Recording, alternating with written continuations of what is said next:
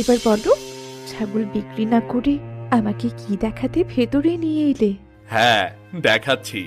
তার আগে তোমার কাছে যে পয়সাটা দিয়ে রেখেছিলাম সেটা আমাকে দাও। পয়সা দিয়ে এখন কি করবে? তোমাকে দিতে বলছি, দাও না। ঠিক আছে, দিচ্ছি, দাঁড়াও।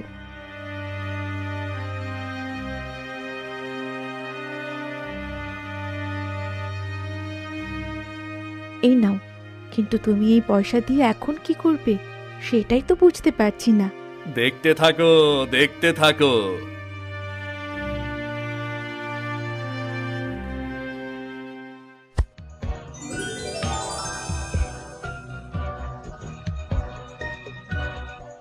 এ কি? এটা তো সোনার পয়সা। হ্যাঁ, আমাদের এই ছাগল কোনো সাধারণ ছাগল না, এটা জাদুর ছাগল। একে লোহার পয়সা খাইয়ে দিলে সোনার পয়সা বানিয়ে দেয়। এই দেখো,